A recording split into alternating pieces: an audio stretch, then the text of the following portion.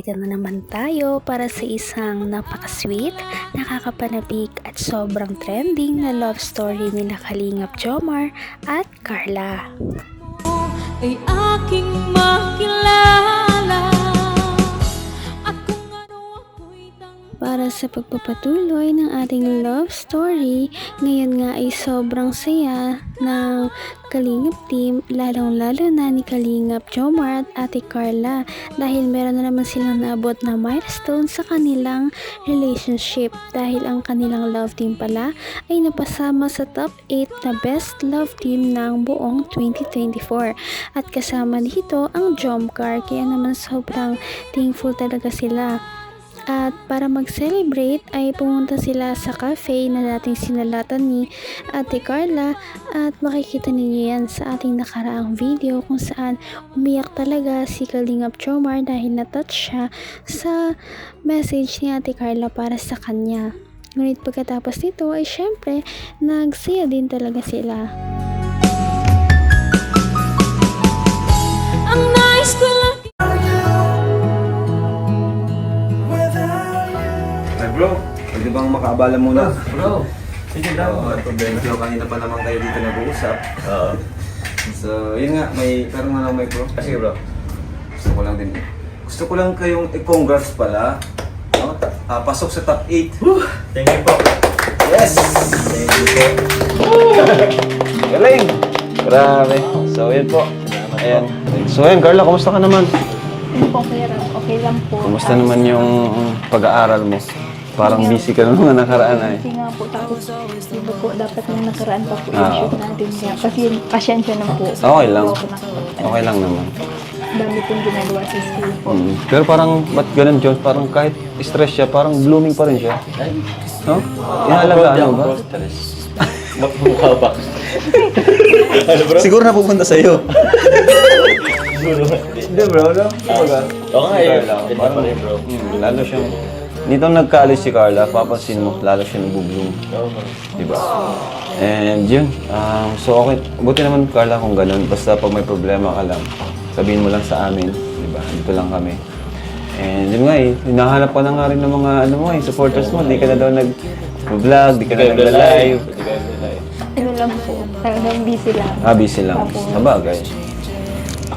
Priority pa rin naman talaga yung mga. Kung ano ako'y tanggap mo na, hindi ka rin nag-aalilangan pa. Medyo nakakalungkot man na medyo nahihirapan si Ate Carla sa kanyang schedule. Makikita natin kung gaano talaga kalala ang kanyang commitment sa Kalingap team dahil kahit sobrang busy niya ay ginagawa niya pa rin talaga ng time ang buong Kalingap at ang kanilang vlog. Priority pa rin naman talaga yung mga pag-aaral, di ba? Sa family mo, Carla, kumusta naman? Sila tita, sila Okay lang naman po sila mama. Nasa apartment nga po ngayon. doon sa Pag di apartment. po ako nakakauwi, nadalag po sila sa akin sa apartment. Ang galing. So, ano nga palang plano mo, di ba? Parang yung sponsors nung nag-debut ka, na nag-birthday ka, is parang ang sabi, parang gusto ka nilang pagawa ng bahay dito sa Daet. Ano yung masasabi mo doon? Di ba may lupa ka na? Then, ikaw, anong plano mo?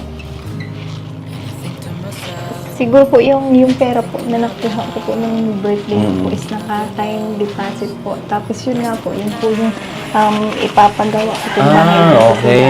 Galing. Tama naman yun Tama po. kasi mas malapit, mas maganda, di ba? Saka yung bahay niyo doon, di naman, at sa inyo pa rin naman yun eh. Okay pa rin naman yun. And yung bahay naman dito sa ano, yun naman kasi yung bahay niyo doon sa Tarong, is kinamama mo yun, kay papa mo. Kumbaga yung dito sa Daet, sa'yo na yun. Yun na yung para sa future mo. And yun yung sa lupa na binili dito sa may ano, di ba sa Alawishaw. So magandang ano yan, investment kaysa sa kung saan pa mapunta yung mga pera mo. Ang mahal, at least, hindi ka naman problema sa bahay. Kasi kadalasan, ang mga nagtatrabaho, unang goal nila magkabahay. At least ikaw, andong ka na, may bahay ka na. Naman ang bawat panaginip ko, ikaw lang ang Kaya nga sobrang pasalamat talaga ni Ate Carla sa Kalingap team at sa kanilang mga supporters dahil ang kanyang mga pangarap ay unti-unti na niyang naaabot dahil sa tulong ng Kalingap team, lalong-lalo na ni Kalingap Jomar. Kaya sobrang thankful din talaga siya sa Kalingap team. Tayo, ang Jomcar, no? Kaya po, ayan po sa mga nag-aabang ng next episode, ito na. Tagal nilang naghintay para dito sa episode na to. Yun na po, na ano niyo na po yung letter ni Carla na sinulat niya nung, kailan nga yun po? September ba yun? September 4. Yan, September 4 na isulat ni Carla. Yan, tagal nire-request din kasi nila ito. So, ito pala, Carla, birthday gift pala ni Ninong July na late. Ayan, 7,000 pesos. Thank you so much po, Sir July. Thank you po.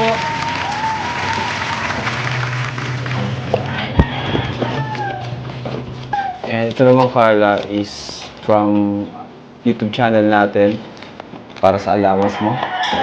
6,000 pesos. Anong matapos na yung first year niya? Next. First sem pa lang? Ay, second sem. Second sem. Matatapos na yung first year. First year. Nakakatapos agad tayo, no? Mga ng isang taon. So, syempre, unang-una po, gusto ko muna pasalamatan po. Syempre, si Gail and syempre sa Team Kalingap. And sa mga supporters po na patuloy na nagsusuporta po sa Jomcar. Congratulations po sa atin at nakapasok tayo sa basta top 8 yata yun na ang Jomcar po ay top 8 love teams yata of the Hanggang wakas ay tayo ng dalawa. Palagi kang naman ang isip ko. Sobrang daming napapakilig ng Jomcar, kaya naman deserve din talaga nila ang kanilang mga blessings na natatanggap ngayon. Yan nga ay kulang pa kumpara sa pagpapasaya nila sa napakaraming tao sa Pilipinas at lalong-lalo na rin na umaabot din sila sa ibang bansa dahil napakaraming OFW ang tumatangkilik sa kanila. yata of the year 2024. Kaya maraming salamat po. And patuloy niyo po abangan po at panoorin po ang mga po ni Kalinga Prab, ang mga serye, ang love teams. Sana po patuloy niyo po suportahan. Yun po, syempre unang-una din kay God kasi sobrang layo na po natin. Tapos yun po, isa na din po nakasali tayo dun sa Pinoy History top 8 po ang Jomcar love team. And thank you so much po syempre sa inyong suporta, sa mga viewers, sa patuloy po na nagmamarathon ng upload ni Kuya Rab ang Jomcar. Syempre po sa mga viewers, sa patience nyo po sa paghihintay sa Jomcar niyan, sobrang tagal pero ito na po ulit at thank you po, thank you so much po sa support. And then syempre po sa mga titas po, kila Tita Connie, kila Tita Jenny, kila Tito Andy, yun po sa bumubuo po ng Jomcar 18 ni USA and Australia. Thank you so much po sa inyong lahat, sa lahat po ng mga sponsor ng Jomcar. Thank you po. So, yun mga kalingap, and thank you so much po sa panonood. Thank you sa suporta, sa Jomcar, at sa mga charity vlogs natin. Supportan niyo rin po si Carla. Ay, congrats! 100k subscribers. Oo, pala nandun natin nakaraan. 100k subscribers na si Carla. Pero bihira pa mag-upload yan. Bihira mag-live.